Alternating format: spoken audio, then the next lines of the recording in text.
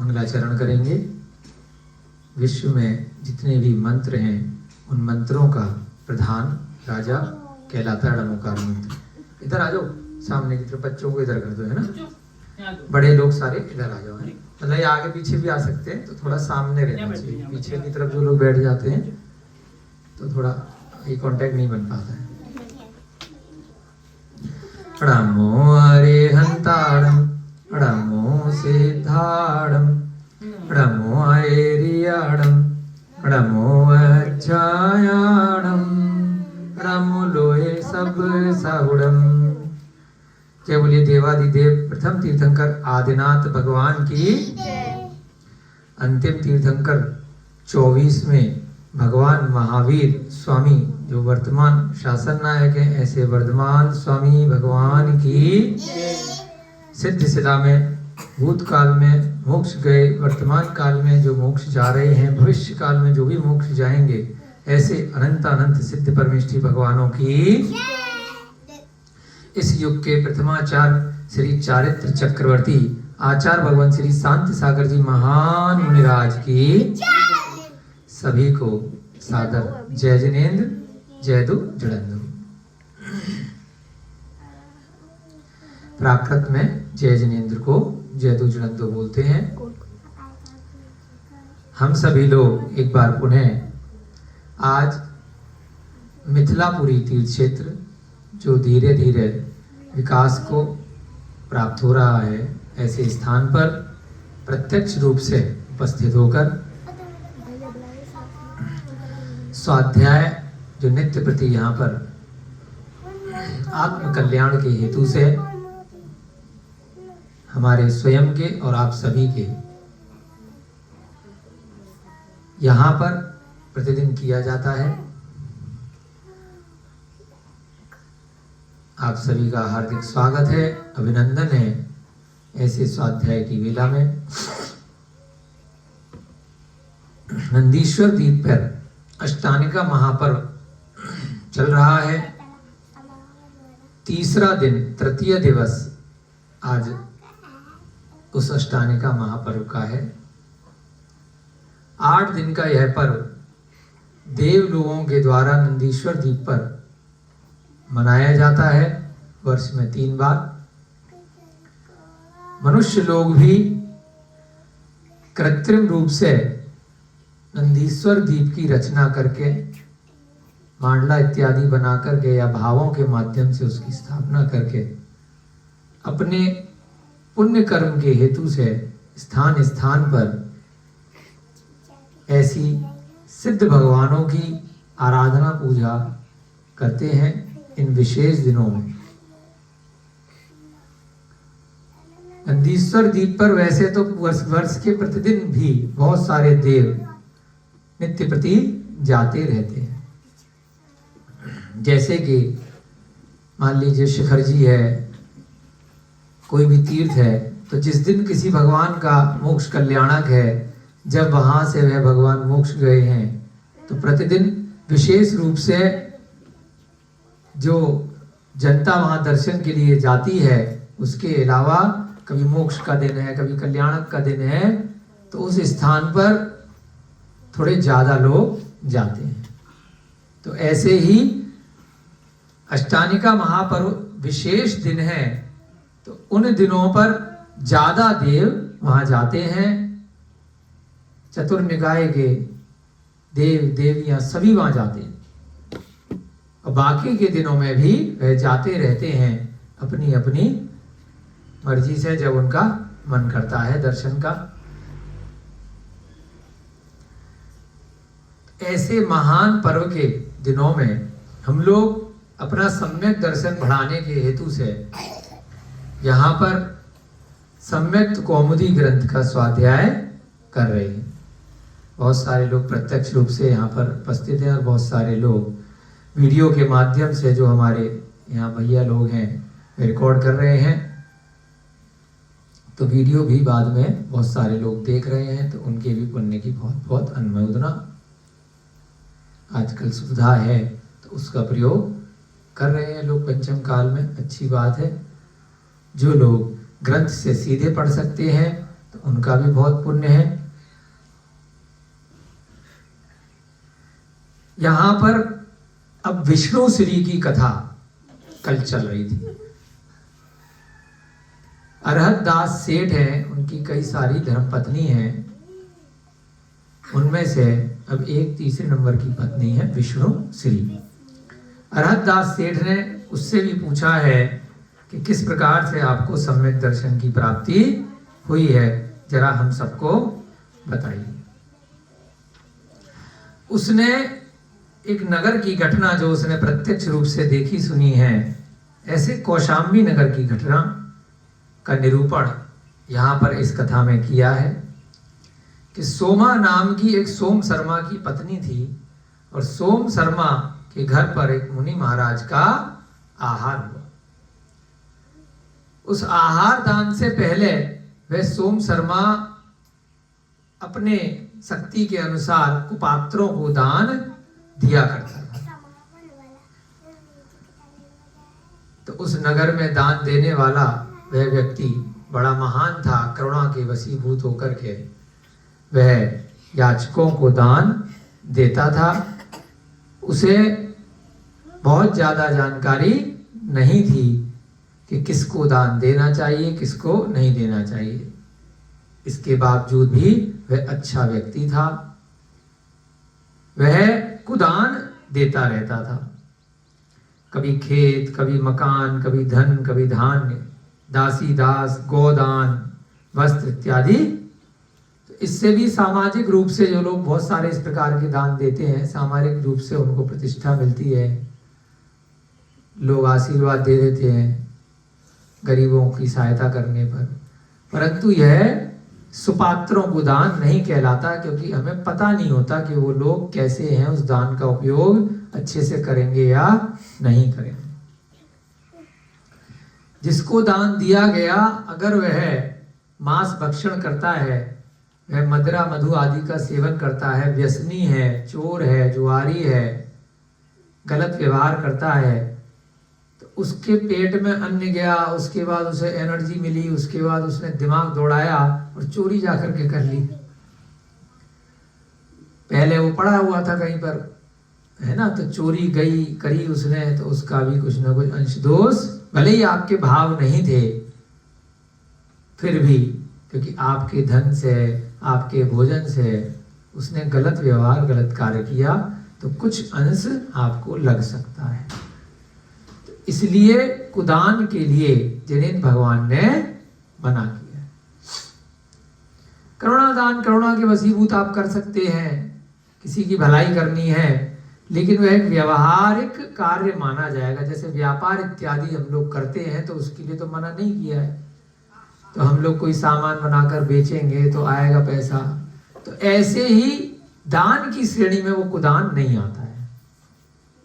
वह नॉर्मल सामाजिक स्तर पे कोई आपका कार्य हो सकता है कि आपने किसी से आपने कोई कमाई करी, कुछ आपका मन था, व्यवहारिक में आपने, जैसे आपने अपने घर परिवार में रिश्तेदारों को कुछ सामान दिया, शादी ब्याह पे डिब्बे बांटे, कपड़े बांटे, दिवाली पे बांटते हैं ना, गिफ्ट वगैरह चीजें देते हैं, तो वो दान थोड़ी कहलाता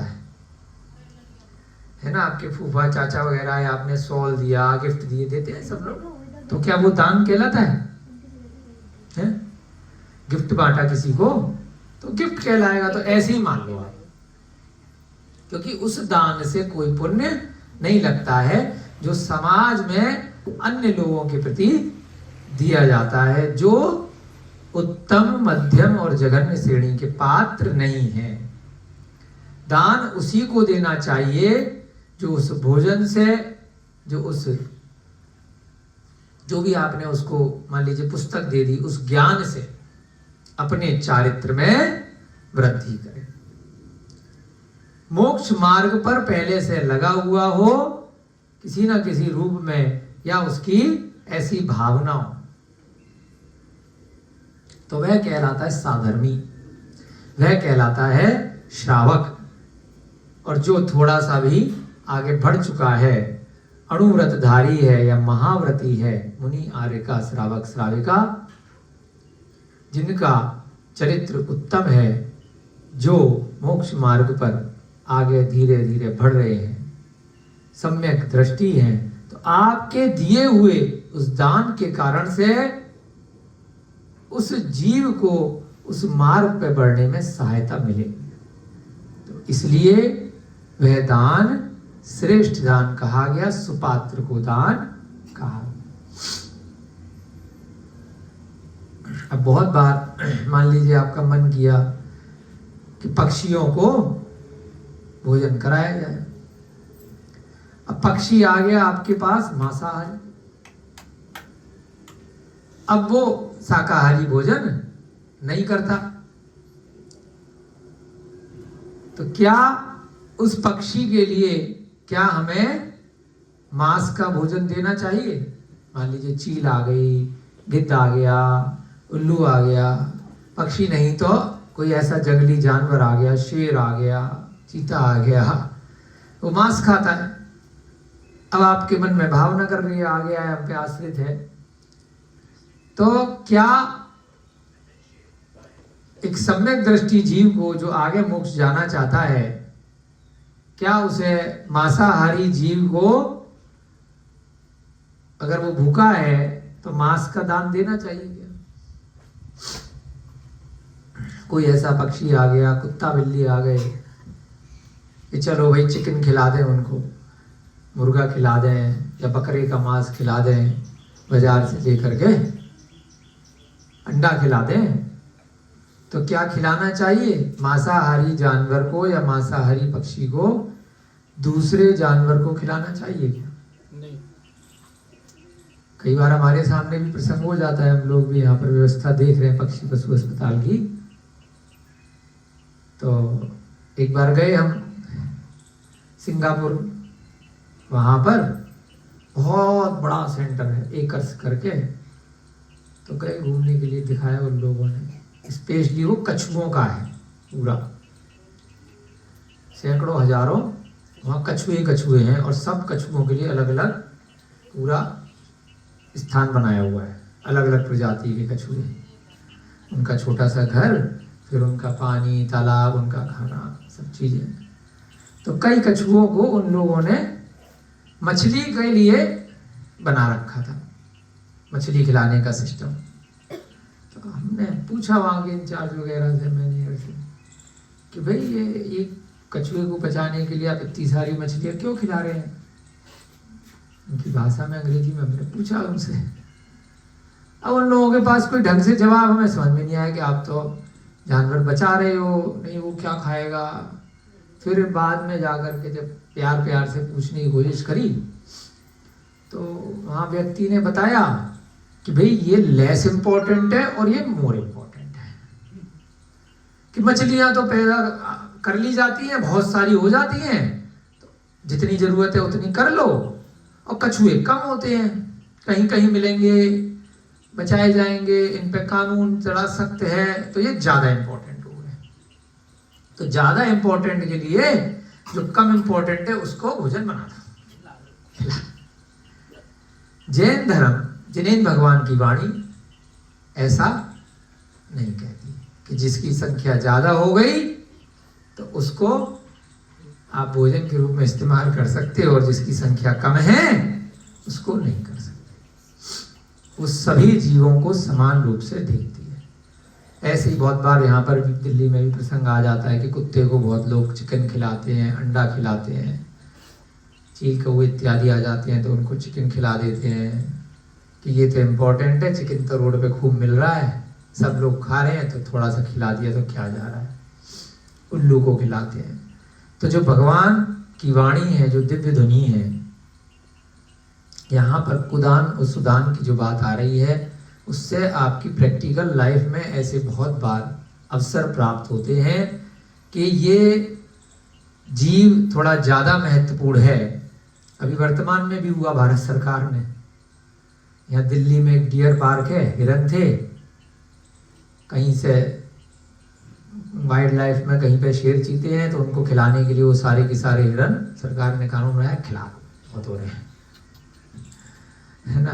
तो विरोध हुआ, पता नहीं उसके बाद में वो माने कि नहीं माने, कि ये तो बहुत है, वो कम है शेर वगैरह तो इनको खिला दो। पीछे भी मोदी जी लेकर के आए थे अफ्रीका वगैरह से शेर, उनके लिए बहुत सारे हिरन छोड़ दिए, खाते रहो, कोई दिक्कत नहीं है। शेर ज्यादा इंपॉर्टेंट है क्योंकि कम है। तो प्रश्न ये है कि कल को अगर हिरण कम हो जाएंगे, कल को अगर मछली कम हो जाएंगी, तब ये इंपॉर्टेंट बन जाएंगे। बकरे में और हिरण में कोई देखने में ज्यादा फर्क नहीं होता है। बकरे को लेस इंपॉर्टेंट ले लिया, हिरण को ज्यादा इंपॉर्टेंट ले लिया, हिरण से भी ज्यादा ले लिए शेर चीते, है ना। ऐसे ही कुत्ते को ज्यादा इंपॉर्टेंट ले लिया, गाय और भैंस को कम इंपॉर्टेंट ले लिया कि ये तो कितने भी इंजेक्शन लगा लगा के पैदा कर लिए जाएंगे, तो इनको चमड़े के लिए, मांस के लिए, दूध के लिए, हड्डियों के लिए, तरह तरह के केमिकल बनाने के लिए कत्ल खानों में ले जा करके काटो पीटो खाओ मस्त रहो, कोई दिक्कत नहीं है, चमड़ा पहनो खूब, क्योंकि फिर पैदा कर लेंगे इंजेक्शन लगा करके ब्रीडिंग से। और जंगली जानवरों की ब्रीडिंग आसान नहीं है, घर में अगर जंगली जानवर पैदा करोगे तो खा जाएगा। तो इसलिए जो पालतू जानवर की श्रेणी में आ गए, जो मारते नहीं है, जो काटते नहीं है, जो आपको डसते नहीं है, सांप की ब्रीडिंग नहीं करते क्योंकि सांप तो घर में ज्यादा पालोगे डस लेगा, तो उसको भी ज्यादा इंपॉर्टेंट बना दिया है। तो उन पर कानून जरा सख्त कर दिया है, और जिनकी ब्रीडिंग हो जाती है, जिनकी चाहे जितने मुर्गी पैदा कर लो, चाहे जितने मछली पैदा कर लो, तो उनको कम इंपॉर्टेंट बना दिया है। परंतु कुदान और सुदान की श्रेणी में ऐसा भेद नहीं है। अभी एक ग्रंथ पढ़ा था हमने इससे पहले, तो उसमें शांतिनाथ भगवान का चरित्र था, 10 भवों की कथा, शांतिनाथ चरित्र। पिछले भव की शांतिनाथ भगवान की कथा आई इसी टॉपिक के ऊपर। उससे पहले भी शांतिनाथ भगवान जो अंतिम भव में चक्रवर्ती रहे, उससे पहले भी पिछले भवों में भी चक्रवर्ती रह चुके हैं। तो उस समय वे राज सिंहासन पर बैठे थे, अचानक से एक मांसाहारी पक्षी गिद्ध आया और वह पीछे उसके आगे आगे कबूतर चल रहा, शरण के लिए उनके महल में उड़ते उड़ते घुस जाता है, बचाओ बचाओ। तो जो मांसाहारी पक्षी है वो उसको खाना चाह रहा है, वो अपनी जान बचाना चाह रहा है। भगवान की शरण में वहां पे आया, हाँ तो राजमहल में सब मंत्री मंत्री बैठे हैं, सारी प्रजा बैठी है। तो लोगों ने कहा, क्योंकि चक्रवर्ती जो होते हैं उनको अवधि ज्ञान रहता है बहुत अच्छे से, प्रश्न किया कि भाई आपने अगर इसको बचा लिया, इस कबूतर को, तो वो भूखा मर जाएगा, प्रकृति में छेड़खानी क्यों करनी। तो बहुत अच्छा विश्लेषण वहां पर उन्होंने राजा के रूप में बताया कि भाई ये मेरी शरण में आया है ये जीव, अब इसकी रक्षा करना हमारा धर्म है। वो अपने भोजन के लिए आया है, भूखा रहेगा तो मर नहीं जाएगा, कुछ और मिल जाएगा उसको, परंतु अगर इसको हमने दे दिया तो यह दान नहीं कहलाएगा। ना तो ये पात्र है लेने वाला जो गिद्ध है, और न ये वस्तु है जो कबूतर है जो देने योग्य वस्तु है। समझ रहे हैं? देना भी क्या है ये भी ध्यान रखना है। शाकाहारी जीव को भी आपको क्या दान देना है, अभक्ष वस्तु नहीं होनी चाहिए। उत्तम मध्यम जघन्य श्रेणी के जो पात्र है, मुनि महाराज को आप जो रोज खाते हो, बाजार का पैकेट नमकीन खोला, चॉकलेट खोला, वो आप नहीं दे सकते। तो देने योग्य क्या वस्तु है इसकी भी जानकारी होनी चाहिए। अभक्ष तो नहीं है, आलू प्याज लहसुन तो नहीं है, नल खोल करके ऐसी पानी भर दिया और वह तो नहीं है। जो भी दूध इत्यादि भी अगर आपने दिया है, पैकेट लाए बाजार से पतंजलि का या किसी कंपनी का, वो तो नहीं है। मक्खन इत्यादि पैकेट खोल के तो नहीं दे दिया है, द्विदल इत्यादि तो नहीं दे दिया जिसमें जीभ पड़ जाते हैं, है ना। पता चला शहद आपने खिला दिया, पता चला किसी चीज में अल्कोहल आपने मदिरा दे दी, पता चला औषधि भी आपको देनी है। महाराज जी को बुखार है, बाजार से क्रोसिन लाए और वो तो नहीं दे दी। अगर महाराज जी को खांसी है तो सीरप मंगाया और वो तो नहीं आपने दे दिया। जो आप खाते हो वे महाराज नहीं खा सकते। तो इस सब की जानकारी भी आपको होनी चाहिए कि वस्तु क्या देने योग्य है इस पात्र को, और पात्र कौन है लेने वाला। तो गिद्ध के लिए शांतिनाथ भगवान ने पूर्व पर्याय में बताया कि क्या वस्तु दान देने योग्य है और किसको देने योग्य है। इसको तो मैं बचाऊंगा, इस कबूतर को मेरी शरण में आया है, परंतु ये चाहे जो गिद्ध है मरे या जिए अपने को कोई मतलब नहीं। हमारी अगर शरण में वो गिद्ध आएगा तो हम उसे शाकाहारी भोजन देंगे, अगर रहेगा तो ठीक, नहीं रहेगा तो उसकी मर्जी। पद्म पुराण में आप पढ़ेंगे तो जटायु का जीव भगवान राम की शरण में आता है, उसको जाति स्मरण हो जाता है। भगवान राम और सीता वनवास के दौरान नित्य प्रति आहार के लिए खड़े होते थे, द्वार प्रक्षेपण करते थे जब भोजन बनाते थे। तो ऐसे ही एक चारण तिवारी मुनि महाराज वहां आ जाते हैं जंगल में, सीता और राम उनको आहार लगाते हैं, चौका लगाते हैं, वहीं पेड़ पे एक गिद्ध आकर के बैठ जाता है और वो आहार को देख करके मुनि महाराज के चरणों में गिर जाता है। गिरते ही वह स्वर्णिम बन जाता है, सोने का हो जाता है। तो आहार के बाद राम जी पूछते हैं महाराज जी से, कौन क्या ये क्या हुआ, ऊपर से गिरा टपका और इतना सुंदर बन गया। जाति स्मरण उसको हुआ, उसने माफी मांगी अपने पिछले भवों के कर्मों के लिए, किस प्रकार से मैं पहले मनुष्य था, राजा था और मैंने कुदान दिए, गलत काम किए, जिसके कारण से आज मैं गिद्ध की पर्याय में आया। महाराज को ज्ञान था, अवधि ज्ञान था। उन्होंने राम जी और सीता जी को बिठा के समझाया कि अब ये मैं तो निकल जाऊंगा हल लेकर के, मैं तो इसको लेके नहीं घूम सकता। इसके मन में चल रहा है गिद्ध की पर्याय में ही मुझसे क्षमा मांग रहा है, नमोस्तु कर रहा है, और अब इसको सम्यक दर्शन की प्राप्ति हो गई है। अब इसने नियम ले लिया है। पूछा महाराज जी ने कि बेटा खाएगा नॉन वेज? उन्होंने कहा नहीं खाऊंगा। कौन कह रहा है? गिद्ध कह रहा है। कैसे रहेगा? तो सीता और राम को बुलाया कि इसका नाम आज से जटायु है, अब ये तुम्हारी शरण में रहेगा और जो दाल रोटी सब्जी तुम बनाते हो वही तुम्हारे साथ एक खाएगा। कितने वर्षों तक वह जटायु मित्रवत उन भगवान राम के साथ पक्षी की पर्याय में रहा, और मरते मरते भी उसने सीता को बचाने का प्रयास किया। जब रावण उसको उठा करके ले जा रहा था, अपना रोटी का कर्ज चुकाया। भगवान राम ने रमोकार मंत्र के साथ उसका समाधि मरण करवाया और मरते मरते उससे वचन ले लिया, अगर तू अच्छी गति में जाएगा, कभी मेरी गति बिगड़ रही हो तो मेरा दोस्त बन के मुझे सदगति में ले जाना, मेरा मित्र बन के रहना। कहां तो पक्षी और कहां भगवान। एक रोटी का कर्ज कितना खिलाता, कितना खा लेगा एक पक्षी? उसके लिए रोज एक पक्षी को क्यों मार करके खिलाओ, है ना? कैसे कर्ज चुकाया उस जीव ने। पहले तो सीता की खबर दी कि कहां है, अपने इशारों में मरने के बाद कि कैसे वो कौन लेकर के गया, जो भी उसने अंदाजा बताया कि वो तो किडनैप हो गई है, उसका अपहरण हो गया है। उसके बाद राम, हनुमान, बाली, बहुत सारे सुग्रीव इत्यादि लोगों की मदद से रावण को जीत करके जब लाए, उसके बाद जब राज्य करते हैं तो नियति ऐसी होती है कि लक्ष्मण का देहांत हो जाता है। राम बलभद्र है और लक्ष्मण नारायण है। मोह होने के कारण से लक्ष्मण के मृत शरीर को, उसकी लाश को भगवान राम ग्रस्त पर्याय में 6 महीने लेकर के घूमते हैं। 6 महीने तक लाश को लेकर के भगवान घूम रहे हैं, लेप लगा रहे हैं, खिला पिला रहे हैं, नहला रहे हैं, सुगंधित द्रव्य लगा रहे हैं, कपड़े पहना रहे हैं और रोए जा रहे हैं कि तू कब उठेगा, तू कब उठेगा।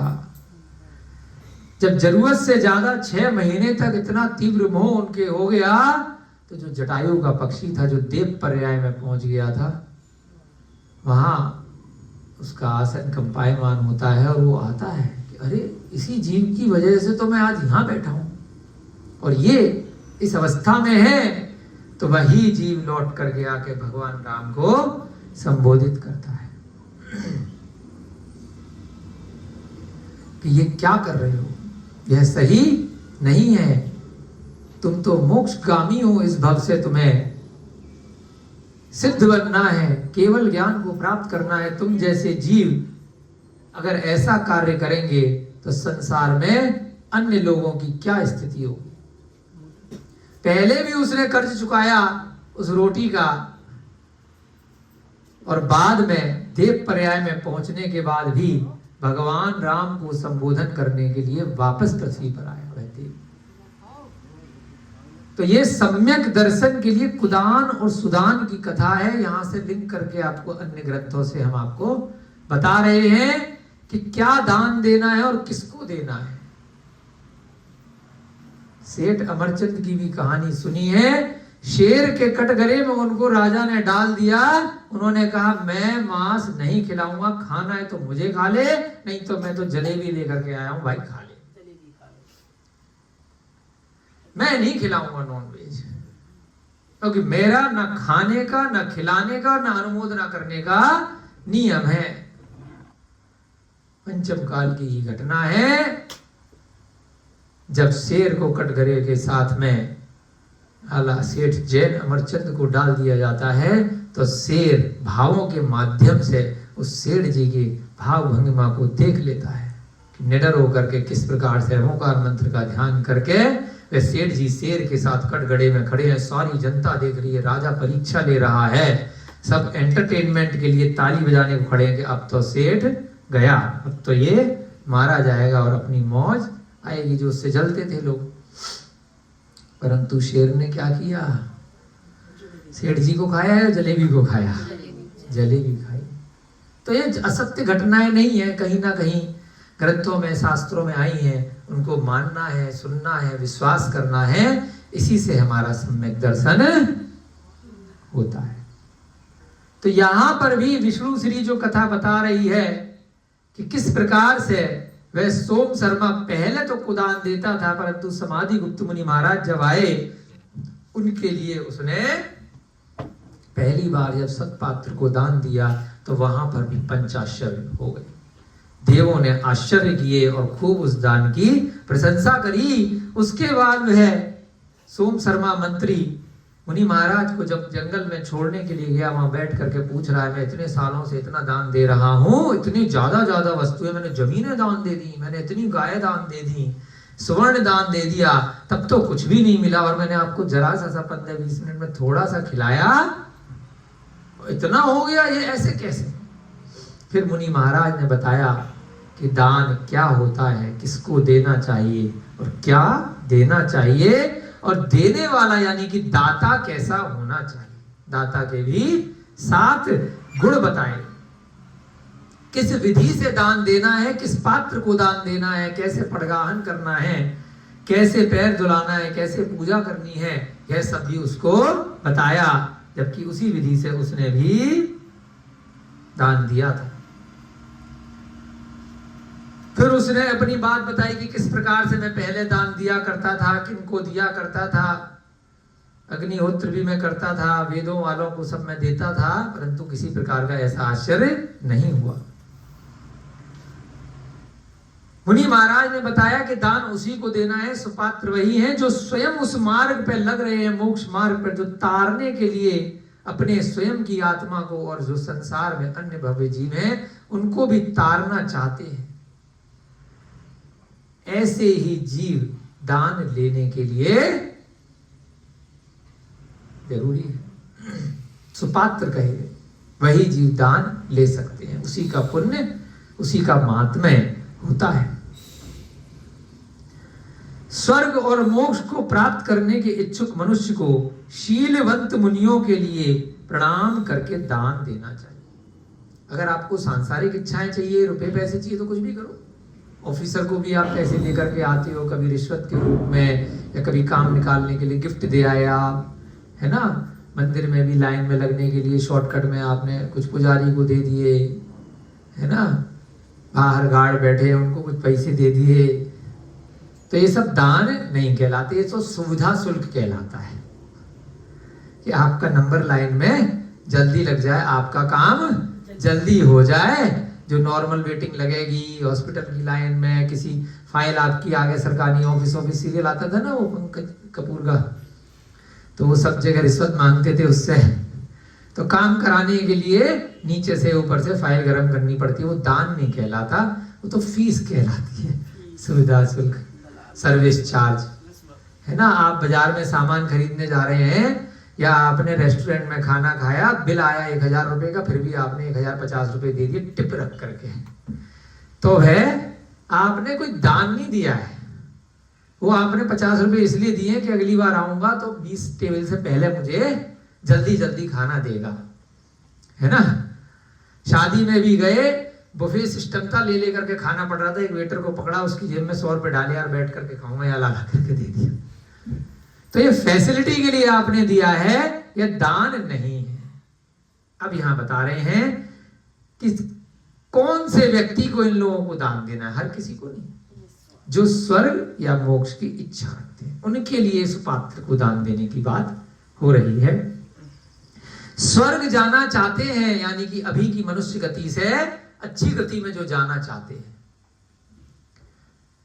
और जो मोक्ष जाना चाहते हैं, जो हमेशा हमेशा के लिए संसार चक्र से मुक्त होना चाहते हैं, इसकी जो इच्छा रखते हैं, ऐसे मनुष्य को शीलवंत मुनियों के लिए प्रणाम करके दान देना चाहिए। यानी कि जिनका शील पक्का है, जो किसी प्रकार से भी कुशील का पालन नहीं करते, मन में भी किसी महिला को देख करके उनके मन में विकार नहीं आता है, तो ऐसे पक्के शील का पालन करने वाले कई लोगों को, कई महिलाओं को या कई पुरुषों को दिगंबर मुनि महाराज को देख करके विकार आ जाता है, और ये सेम है ना, कि कैसे नग्न घूम रहे हैं, है ना, अरे इनको शर्म नहीं है। वर्तमान में इस काल में तो कपड़े हैं, पहले कभी आदिवासी होते थे, जंगल में रहते थे, तब हो सकता है घूमते होंगे, ये तो मूर्ख हैं, पागल हैं, क्योंकि उनको धर्म नहीं पता है। बच्चा भी पैदा होता है तो कपड़े पहन के नहीं होता है, कोई जीव मरेगा भले आपने उनको कपड़े पहना दिए, लेकिन वो नग्न ही जाएगा, आत्मा ही आत्मा जाएगी, बाकी तो सब यहीं रह जाएगा। समस्त प्रकार से परिग्रह का त्याग करने के लिए वे दिगंबर होते हैं। दिगंबर का हिंदी क्या होती है सुगम भैया जी? दिगंबर मतलब दिग प्लस अंबर, हिंदी क्या हुई इसकी? हाँ, इसी से अर्थ निकलेगा, बताइए। हाँ काजल बेटा, जिनके धरती और अंबर वस्त्र, वाह, आप बताओ। यही है, आप बताओ बेटा। आकाश जी दिगंबर हो तुम? दिगंबर जैन? दिगंबर का मतलब क्या होता है? तो सारे दिगंबर जैन यहाँ बैठे हैं, तो आकाश को शास्त्री कर करके हैं, तो बेटा इतना सन्नाटा हो गया। बताओ बेटा, आकाश नहीं पता, चलो कोई बात नहीं। दिग माने होता है दिशाएं, अंबर माने होता है वस्त्र, दिशाएं ही जिनका वस्त्र है उनको कहते हैं दिगंबर। श्वेतांबर, श्वेत ही जिनका वस्त्र है उनको कहते हैं श्वेतांबर। अंबर माने वस्त्र, पढ़ा था, अब याद कर लिया। ठीक, कुछ ना कोई नई चीज सीखने को मिलेगी, बेसिक बातें हैं, कोई बात नहीं, सीखो सुनो, अच्छे से काम आएंगी। और यही सम्यक दर्शन है, धीरे धीरे करके पक्का हो जाएगा, अगले जन्म तक याद रहेगा। दिग माने दिशा। अंबर के भी दो अर्थ आ जाते हैं कई बार, नीला नीला अंबर, आकाश कोई बोल देते हैं, परंतु यहाँ पे अंबर का मतलब होता है वस्त्र। ठीक है, तो ऐसे निर्ग्रंथ भी उनको बोलते हैं कि अब उनके पास कुछ भी परिग्रह नहीं है, न अंतरंग का न बाह्य का। निगंत या निर्ग्रंथ, दिगंबर या नग्न, कुछ भी कह लो, बहुत सारे और भी इसके पर्यायवाची रहते हैं। एक जैन साधु होता है जो परिग्रह त्याग करने के कारण से दिगंबर होते हैं, और एक कोई गरीब इंसान है जिसपे है नहीं कपड़े, या जो मिथ्या साधु है, भस्म इत्यादि लगा दी और वस्त्र पहन नहीं रहा है, तो वह मिथ्यात्व का साधु है, वह दिगंबर साधु नहीं है, क्योंकि सम्यक दर्शन सम्यक ज्ञान के साथ में उन्होंने वस्त्रों का त्याग नहीं किया है। उन्होंने किसी अन्य कारण से नग्न रहना स्वीकार किया है ना। एक बार हम बुल्गारिया गए, यूरोप में एक देश है, अब तो नहीं जाते हम विदेश बहुत ज्यादा समय से। बुल्गारिया तो वरना नाम की उनकी कैपिटल है, वहां पर प्रोग्राम था, वहीं रुके थे हम। रुके तो वहीं पर ही समुद्र था साथ में, उस होटल के रिजॉर्ट के बिल्कुल लगा हुआ।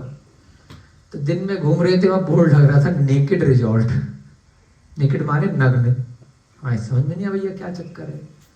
जिसको नग्न घूमना है कपड़े उतार करके, तो सरकार ने छूट दे रखी है, इस वाले बीच पे घूमो आराम से, कोई टोका टाकी। तो ऐसे ऐसे कई देशों में स्थान बना दिए कि भैया मेरे को नहीं पहनने कपड़े वपड़े, मेरा मन नहीं आ रहा, मेरे ऊपर बोझा है। तो स्थान बना रखा है वहां पे कि जाओ भैया, कोई टोका टाकी नहीं करेगा, आओ यहाँ पे अपने कपड़े फेंको और 2-4 घंटे 4 घंटे 10 घंटे घूमना घूमो।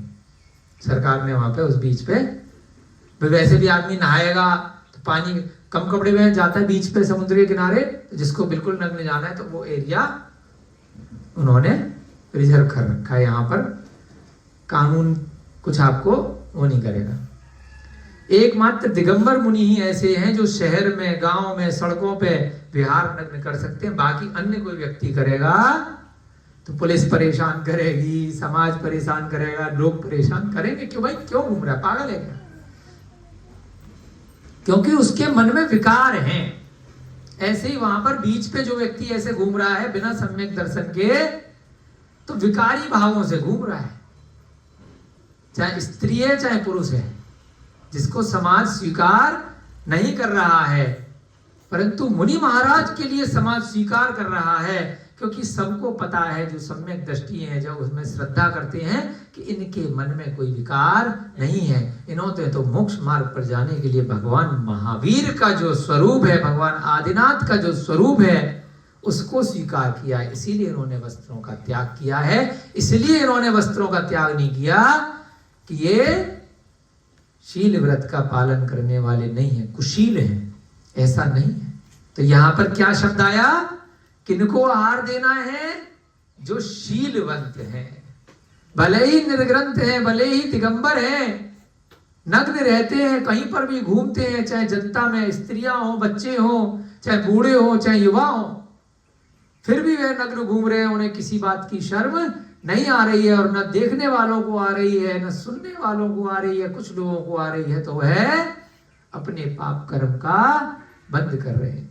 जिनको सच्चे साधु को देख करके मन में विकार आता है, ऐसे मुंह फेर लेते हैं, ढक लेते हैं, अरे अरे अरे अरे, तौबा तौबा तौबा तौबा, कंप्लेंट कर देते हैं, पत्थर फेंकते हैं, मिट्टी फेंकते हैं, बोतल फेंकते हैं कि वर्तमान के समाज में किस प्रकार से ये लोग सड़क पे निकल जा रहे हैं, इनको कुछ आता जाता नहीं है ना। ऐसे थोड़ी समाज में रहा जाता है, बहुत सारी बार होता है ऐसा।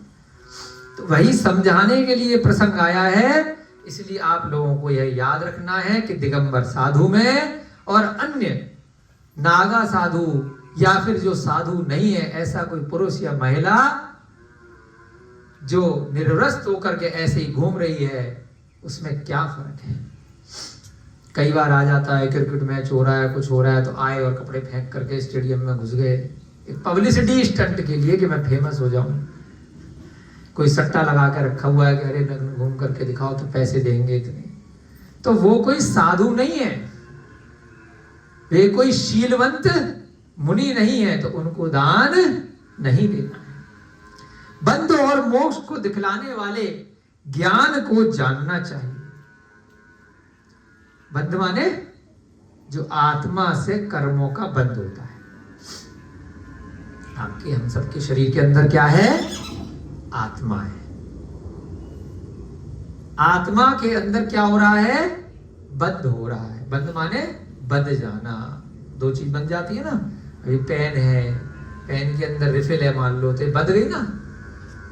रिफिल तभी लिख पाएगी, थोड़ा बेस तभी बनेगा, पेन होगा, है ना।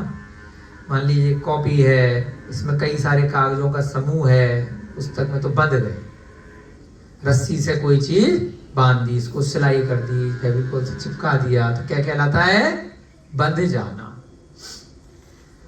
हम जो भी विचार करते हैं, जो भी भाव रखते हैं, कृत कारित और अनुमोदना से, साक्षात करके, किसी से करवा के, या किसी चीज की प्रशंसा इत्यादि करके, साथ में मन वचन और काय से, मन में कोई विचार किया, कोई कार्य किया, या वचन से किया या शरीर से किया, तो उसके कारण से हमारी आत्मा में जो इस शरीर के अंदर है, उसी समय कुछ कर्म आकर के बंध जाते हैं।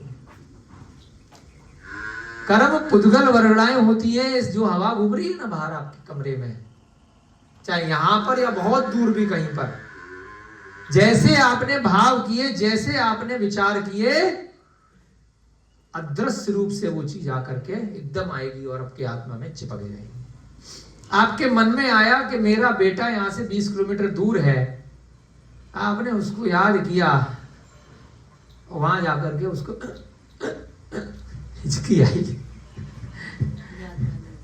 है ना? सुनिए ना कहावत, है ना? हिचकी कोई याद कर रहा है, तो पुद्गल वर्गणाएं हैं। उसको भी लगा कि मुझे कोई याद कर रहा है, आपने उसको याद किया, अमेरिका में बैठा है, यहां भारत में आप बैठे हो।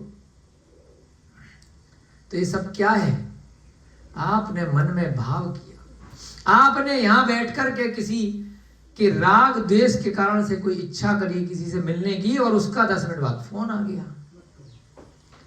बहुत दिनों से बात नहीं हुई है, आप बैठे बैठे इच्छा कर रहे हो, बहुत दिन हो गए यार, या तो वो आ गया, या उसकी चिट्ठी आ गई, या वो फोन आ गया, अरे यार तेरे को याद कर रहा था, कमाल हो गया। वो कहता है मैं भी तेरे को याद कर रहा था, मुझे पता चल गया था कि तू मुझे याद कर रहा है। इसको अंग्रेजी भाषा में एक शब्द दे दिया, टेलीपैथी, कि टेलीफोन की तरह से टेलीपैथी होती है कि तूने भी मुझे याद किया और मैंने भी तुझे याद किया। हाँ, तो ये सब पुद्गल वर्गणाएं होती हैं जो हमें दिखाई नहीं दे रही हैं। और जैसे ही आपने बहुत तीव्र इच्छा किसी वस्तु की, व्यक्ति की, किसी कार्य की करी, तो कुछ समय बाद वह चीज आपको मिलने लग जाती है।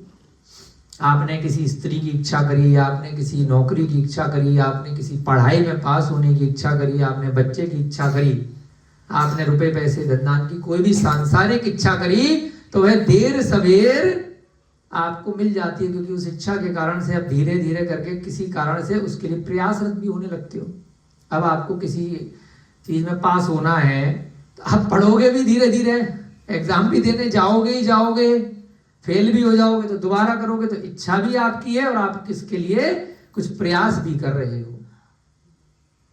तो इसी प्रकार से संसार में जब ये सारी इच्छाओं की पूर्ति हो जाती है, तो जब यदि आप मोक्ष की इच्छा करोगे, तो धीरे धीरे आप उसको पढ़ोगे, समझोगे कि किस प्रकार से मोक्ष होता है, इसको मोक्ष हुआ है तो उसने क्या क्या काम किए थे, ये IAS बना है तो इसने इन किताबों से पढ़ा था, उस कोचिंग में जाके पढ़ा था, फिर ऐसे ऐसे इंटरव्यू दिया था, तो मॉक इंटरव्यू दोगे, सीखोगे, करोगे तो IAS बन जाओगे देर सवेर।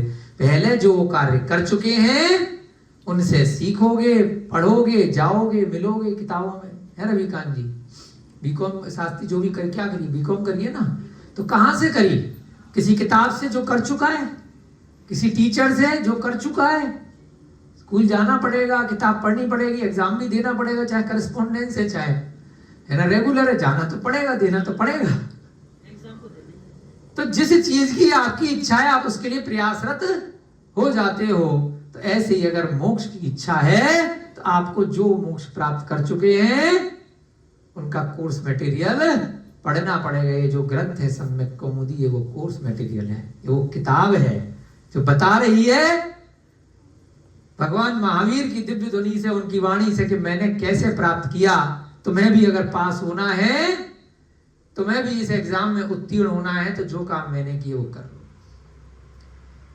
14वें गुण स्थान को स्नातक गुण स्थान कहते हैं। पहले हमारे समझ में नहीं आया कि इसका क्या मतलब होता है, वहीं से स्नातक ले लिया, ग्रेजुएट हो गया।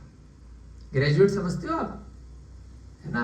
ग्रेजुएट माने BA BCom इत्यादि हो गई, तो उसको हिंदी में स्नातक भी बोलते हैं और सिद्ध भगवान को भी स्नातक बोलते हैं। अब मैं पास हो गया, तो वहीं से शब्द मिला। अयोग केवली अवस्था होती है 13वां गुण स्थान और होता है स्नातक। अब ये डिग्री मिल गई इनको, अब इनको सर्टिफिकेट मिल गया, अब ये सिद्ध बन गए। तो ऐसे ही यहां पर इन्होंने बताया कि बंध और मोक्ष को दिखलाने वाले ज्ञान को जानना चाहिए कि बंध कैसे होता है आत्मा में, कर्म कैसे आते हैं और आकर के बंध जाते हैं और बाद में अपना फल देते हैं, उदय आता है तो अच्छा या बुरा फल देते हैं। मोक्ष किस प्रकार से प्राप्त होगा उसको जानना चाहिए, उसका ज्ञान प्राप्त होना चाहिए। किसको?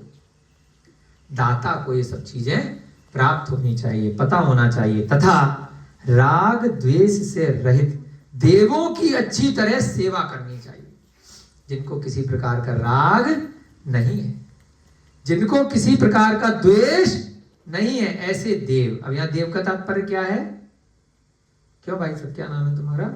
क्या नाम है ये? विनय जी। देव शास्त्र गुरु आप पढ़ते हो ना 3 शब्द, तो यहाँ पे देव का क्या मतलब होता है? सच्चे देव। देव के 2 अर्थ होते हैं, एक तो स्वर्गों में रहने वाले चतुर निकाय के देव, अवनवासी, व्यंतर, वैमानिक और देव, एक तो देव के अर्थ होते हैं जो स्वर्गों में और भवनत्रिक में रह रहे हैं, व्यंतर, भवनवासी और वैमानिक। एक देव होते हैं, जब देव शास्त्र गुरु की बात आती है, राग द्वेष रहित देवों की बात आती है, तो अरिहंत भगवान को या सिद्ध भगवान को देव कहा जाता है। क्योंकि स्वर्गों में या व्यंतर इत्यादि जो देव हैं वो राग द्वेष से रहित नहीं है, उनके कुछ ना कुछ राग लगा हुआ है हम सबकी तरह। संपूर्ण रूप से राग द्वेष से रहित कौन है? जो अरिहंत बन गए या पंच परमेष्ठी हैं, मुनि महाराज इत्यादि भी उस श्रेणी में आ गए कि वो राग द्वेष छोड़ करके उस मार्ग पे लग गए हैं, तो उनकी सेवा करनी चाहिए, उनकी पूजा अर्चना। उत्तम पात्र, मध्यम पात्र और जघन्य पात्रों के लिए यथा योग्य औषध। ध्यान से सुनिएगा आप सभी लोग, रविकांत जी जाग करके। 3 पात्र हैं, उत्तम, मध्यम और जघन्य। क्या देना है? औषध, अभय, आहार और शास्त्र। जो अपन 4 संस्थाएं चलाते हैं ना, 4 प्रकार के दान, अभयदान, अभयदान, आहार दान और शास्त्र दान। शास्त्र दान और ज्ञान दान पर्यायवाची हैं। एक इसलिए शास्त्र ज्यादा प्रयोग में आता है कि भाई जो निर्गंथ मुनि ने जो परंपरा से हमें बताए हैं ग्रंथ, जो अरिहंत देव की वाणी से जनवाणी आए हैं, वे शास्त्र कहलाते हैं। ज्ञान में होता है कि कुछ भी ज्ञान दे दिया, है ना। जो सामाजिक ज्ञान है, जो व्यवहारिक ज्ञान है, जो स्कूली शिक्षा है, जो कॉलेज की शिक्षा है, जो आपकी नौकरी इत्यादि में आपकी सहायता करेगी, आपके रुपए पैसे कमाने में सहायता करेगी, वह सम्यक ज्ञान नहीं है, वह आपका नॉर्मल सामाजिक ज्ञान है।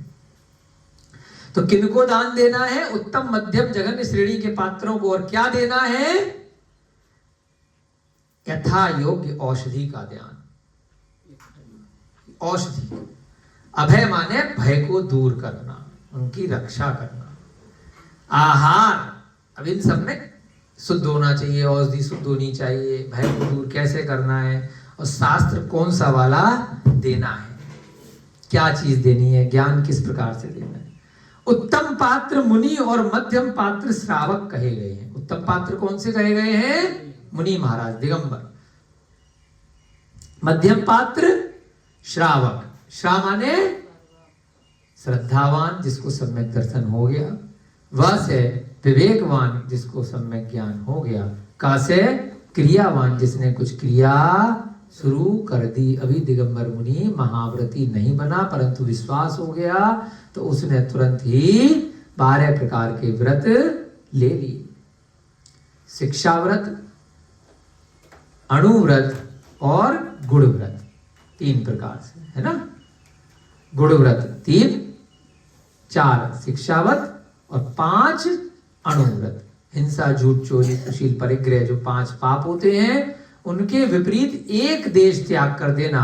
अहिंसा, सत्य, अचौर्य, परिग्रह, परिमाण और ब्रह्मचर्य, ये 5 प्रकार के एक देश ले लिए, थोड़े रूप में, घर में रहने के साथ। तो 5 अणुव्रत कहलाए, फिर शिक्षा व्रत आए, और फिर गुणव्रत 3 है ना, दिग्व्रत, देश व्रत, अनर्थ दंड व्रत।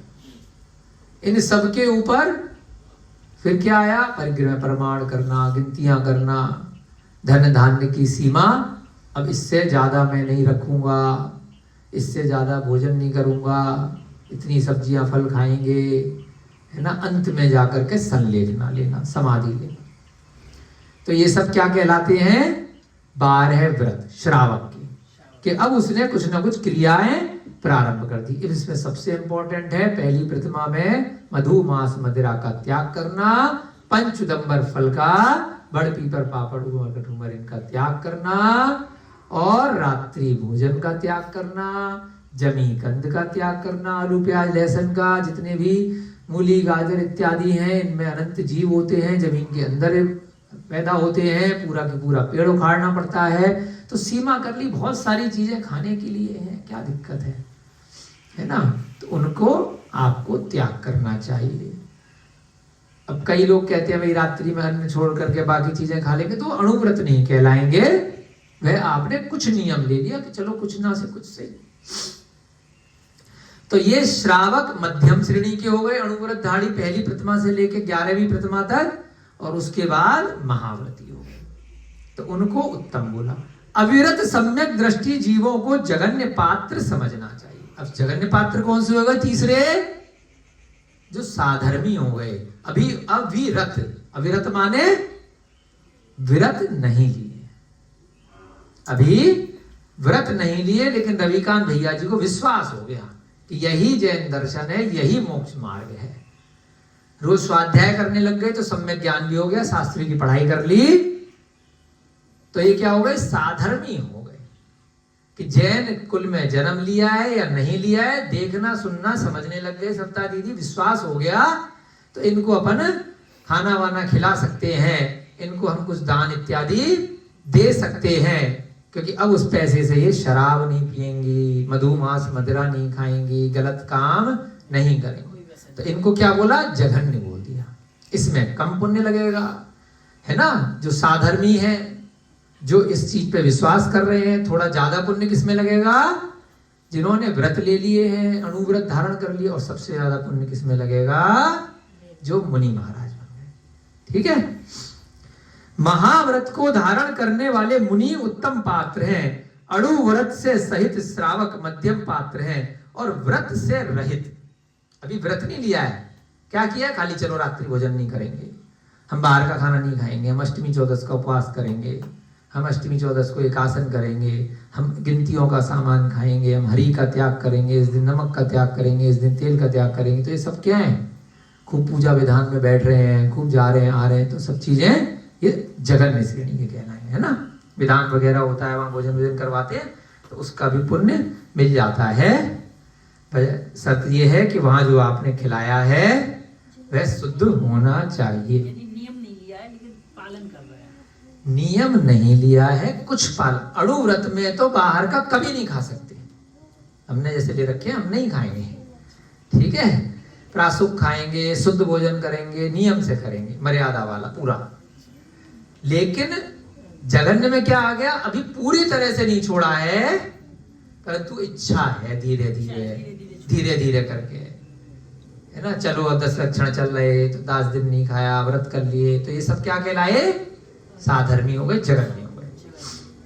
उनको भी अगर भोजन करा रहे हैं तो उसका भी थोड़ा सा पुण्य लगेगा, लेकिन वो भले ही आपने कम नियम लिए, आप कभी कभी बाजार का खा लेते हैं, लेकिन हम आपको रोज पैकेट का खिला रहे हैं, रोज फ्रूटी पिला रहे हैं, रोज कोल्ड ड्रिंक पिला रहे हैं, रोज बाजार का बना के खिला रहे हैं, तो कोई पुण्य नहीं मिलने वाला। तो क्या दिया जाना है वो भी ध्यान रखना है, और किसको दिया जाना है। आपने भंडारा लगाया, टेंट वाले से बर्तन मंगवाए, 4 दिन पहले टेंट वाले ने उसमें नॉनवेज बनाया था, बनाते ही है वो क्या तुम क्या पूछ के आ रहे हो कल किसकी बारात में भेजा था तुमने इन बर्तनों को, हैं? हो क्या सभी ला रहे? वो तो उसके पास चाहे किसी की शादी का आ गया इन्विटेशन, किसी की दावत का आ गया, ले जाओ, वो थोड़ी चेक कर रहा तुमने क्या बनाया था, मटन बनाया था, चिकन बनाया था, क्या तुम शुद्ध बना रहे। तो वो भी ध्यान रखना चाहिए, है ना, कि इसीलिए कई मंदिरों में ये व्यवस्था करी गई है, जिन लोगों को ये ज्ञान प्राप्त हो गया कि आपके घर में कोई भी प्रोग्राम हो, कोई भी कार्य हो, कि भैया जो जैनी श्रावक हैं जो अपने घर में बर्थडे पार्टी शादी ब्याह कुछ करना चाहते हैं, लिखवा दे मंदिर में, ये बर्तन आपको मिल जाएंगे और वापस कर देंगे। धर्मशाला इसीलिए पहले हमारे यहाँ पर भी मतलब पकौड़ा जी हार वगैरह करके वहाँ पर शादी। तो ये सारी बातें यही ग्रंथ से आई हैं, इसीलिए होता था।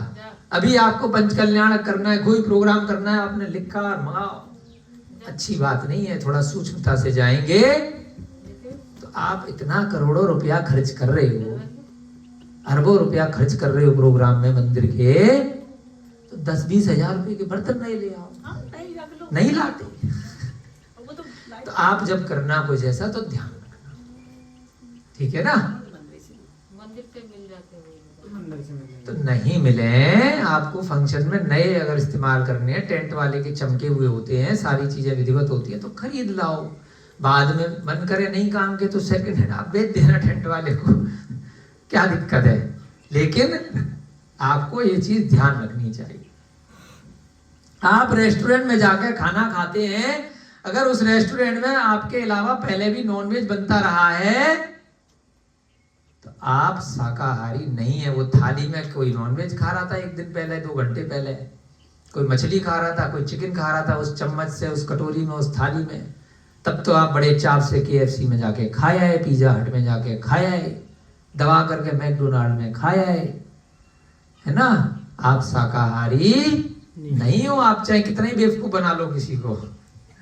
घर में अगर आप शाकाहारी हो, जैनी हो, और अगर किसी ने आपके कटोरी चम्मच प्लेट में एक बार भी नॉनवेज रख दिया, अंडा रख दिया, तो आप फेंकवा दोगे उस बर्तन को, चाहे कितना ही महंगा से महंगा, नया से नया हो। और वहां जाकर के रेस्टोरेंट में आप चाट चाट के उसको खाया होगे, 10 मिनट पहले खाली पानी में डाल करके वो दोबारा चमका के ले आया है ना। कोई शादी ब्याह में जहाँ 5 स्टार होटल में जहाँ नॉनवेज भी सर्व किया जाता है, तो क्या वो बर्तन अलग अलग करते हैं, बनाने वाले बर्तन या सर्व करने वाले बर्तन। अरे मैं तो शाकाहारी हूँ, जैनी की शादी हो रही है, 5 स्टार में तो खा रहा हूँ, लेकिन बर्तन तो नए खरीद के नहीं लाया वो, तो नहीं खाना चाहिए, मर नहीं जाओगे, है ना। देख आओ, घूम आओ, अनुमोदना मत करो, और अपना शांति से दिन में पेट भर के जाओ और मिलकर के व्यवहार बना के लिफाफे लिफूफू दे करके आ जाओ, मत खाओ। लेकिन वो लिफाफा भी तो दूर। अरे वो लिफाफा तो मतलब एक व्यवहार की दृष्टि से है, वो दान नहीं है। तो आपको बता दिया ना कि टोकन देना है, टिप देनी है, गिफ्ट देना है, बुरा मान जाएगा, रिश्तेदारी खराब हो जाएगी, है ना। इसलिए थोड़ी देकर आ रहे हो लिफाफा कि खा के आए हो या नहीं खा के आए हो। लिफाफा तो आपका अगर रिश्तेदारी तब भी आपको घर में देना पड़ेगा, एक सामाजिक परंपरा है। मत तो जिसको नहीं देना है, हम नहीं कह रहे दो, वैसे ही बता रहे। तो यहाँ पर आपकी कक्षा का समय भी होने वाला है, जल्दी से वाला चैप्टर पूरा करेंगे और फिर ये दान की परंपरा आपकी पूरी होगी। सम्यक दर्शन से रहित है किंतु व्रत समूह से युक्त मनुष्य कुपात्र हैं। अब इन 3 के बाद चौथी कैटेगरी, किन्ना उनको सम्यक दर्शन है, मनुष्य हैं, दोस्त यार हैं, व्रत से रहित हैं, वो सब कुपात्र हैं, उनको दान नहीं माना जाएगा। फिर कैसे रहेंगे, तो हमने बता दिया, आप सामाजिक परंपरा है, वो दान नहीं है, वो आपकी फीस है ना, शुल्क है, ऐसे मान लो, है ना। कोई काम कराने के लिए आपको देने पड़े, अब आप इतना चेक नहीं कर पाओगे कि ये तो नॉनवेज खाने वाला आदमी है, ये अधिकारी तो ऐसा है वैसा है, शराब पीता है, पुलिस वाले के पास जाओगे, फंस गए तो देने पड़ेंगे ना, चाहे वो पिए, चाहे पिलाए, चाहे कछु करे, तो फीस है उसकी। वकील के पास जाओगे, कोई भी दुकान से सामान खरीदने जा रहे हो, जो है ना, नहीं मिल रहा है आपको साधर्मी बेचने वाला, तो लेना तो पड़ेगा ही ना। तो वो तो व्यापार की श्रेणी में है, ठीक है ना। तो वह दान नहीं है, कुपात्र हैं। सम्यक दर्शन तथा व्रत दोनों से रहित मनुष्य को अपात्र है। अब क्या कहा, सम्यक दर्शन से रहित है परंतु व्रत से युक्त है। देखो, सम्यक दर्शन नहीं है लेकिन व्रत ले लिए, जो मिथ्या दर्शन साधु है। सम्यक दर्शन नहीं है, सच्चे देश शास्त्रों का ज्ञान नहीं है, लेकिन अरे हम एकादशी का व्रत करते हैं, हम ये करते हैं, हम एक टाइम खाना खाते हैं, हम प्याज नहीं खाते, बहुत सारे लोग होते हैं, कुपात्र हैं, उससे थोड़े बेटर है अपात्र से। एक दो कैटेगरी और बनाई है। एक व्यक्ति ऐसा है जो सम्यक दर्शन भी नहीं है और सब उल्टा खाता पीता है, सारा व्यसनी है, तो वो अपात्र हो गया। फिर तो आप नीचे जाओगे। जब आपको कन्फर्म है कि शराब मांसाहार और गलत व्यसन में पड़ा हुआ है, फिर उसको भिखारी इत्यादि को जो दे आए, जो सब गलत काम कर रहा है, तो वो तो अपात्र हो गया, तो उसके साथ नीचे जाओगे। उससे ऊपर की कैटेगरी है कुपात्र, जो थोड़े बहुत व्रत ले रखा है लेकिन ऐसी अपनी मन से वैसे ही ले रखे हैं व्रत, सम्यक दर्शन के बिना। चतुर्विध दान का फल। अब अगला क्या बताया मुनि महाराज ने? ये सब किसको बता रहे हैं? उस सोम शर्मा को बता रहे हैं वे मुनि महाराज समाधि गुप्त। तो हम भी सुन रहे हैं, एक्सप्लेन कर रहे हैं इधर उधर की बातों से, जिससे कि पक्की हो जाए, है ना। अब लंबे समय तक एक्सप्लेन कर दिया तो अब दिगंबर हो सकता है 10-20 साल या जिंदगी भर याद रहेगा, पहले ऐसे ही रट लिया होगा तो भूल गए, है ना। इसीलिए हम थोड़ा समय लगा करके किसी बात को बताते हैं जिससे पक्का हो जाए। चतुर्विध दान। अब 4 प्रकार के किनको दान देना चाहिए? चतुर्विध संघ कर पूछा था ना। अभय दान देने से मनुष्य निर्भय होता है। अगर मैंने किसी मुनि महाराज का भय दूर किया, उनकी रक्षा करी, जंगल में कहीं बैठे और मैं खड़ा हो गया, कोई रात में शेर चीते ना आ जाए, तो मेरा भी भय दूर हो जाएगा। आहार दान देने से भोग युक्त होता है। अगर हमने अच्छे मन से सच्चे गुरु को सही जो आहार में देने योग्य वस्तु उसका दान दिया, तो भविष्य में हमें बहुत भोग मिलेंगे। भोग भूमि में हमारा जन्म हो सकता है। औषध दान देने से आरोग्य निरोगता प्राप्त होती है। ये सब रिजल्ट है, कंफर्म है। औषधि का दान देंगे साधु को तो क्या होगा? दवाई खाने से नहीं दूर होगी आपके रोग। कैसे होंगे? साधु को औषधि देने से कभी भी आप रोगी नहीं होंगे। शास्त्र दान देने से श्रुत केवली होता है ना। जो हम ज्ञान का यहाँ पर दान दे रहे हैं, स्वाध्याय की कक्षा लगा रहे हैं, तो इससे सम्यक ज्ञान प्राप्त होगा, विद्वान बनेंगे, सुनने वाले भी और देने वाले भी, ग्रंथ छपवाने वाले भी आगे श्रुत केवली तक बन जाते हैं। भद्रबाहु स्वामी थे ना, श्रुत केवली अंतिम। हाँ, केवल ज्ञान के बराबर उनको सुन करके ज्ञान हो जाता है, बिना अर्हंत बने।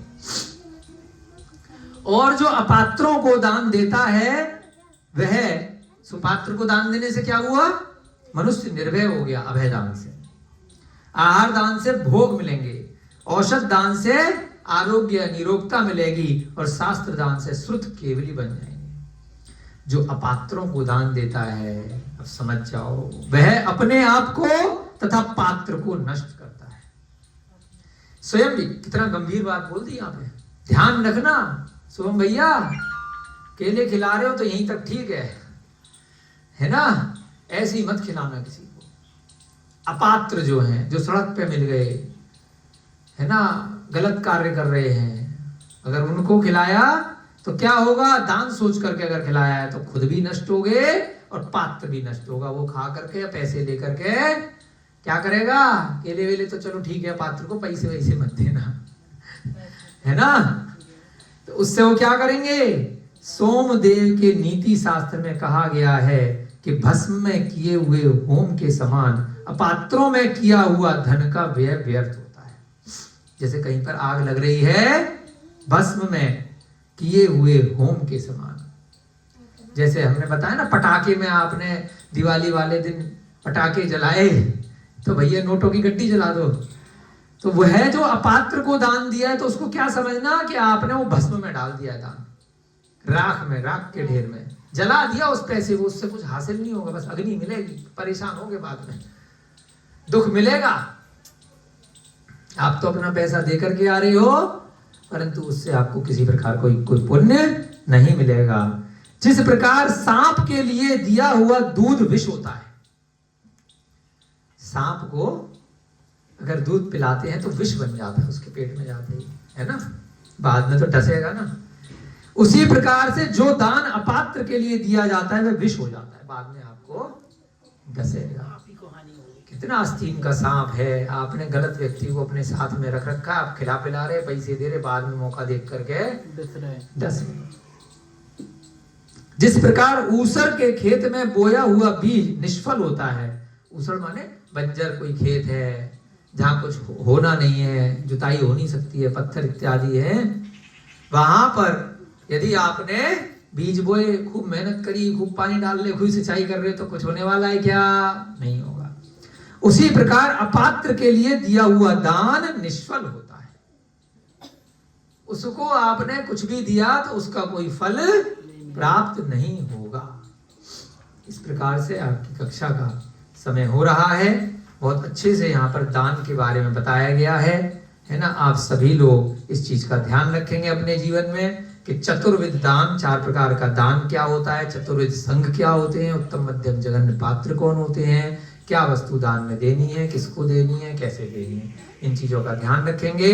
आपका सम्यक दर्शन इसी प्रकार से निरंतर बढ़ता रहे और आप सबके निमित्त से हमें भी सम्यक दर्शन, सम्यक ज्ञान और एक समय सम्यक चारित्र की प्राप्ति हो, ऐसी भावना के साथ में जय बोली नंदीश्वर द्वीप पर चल रहे अष्टानिका पर्व की सभी को जय जिनेन्द्र जय दो जड़ंदो।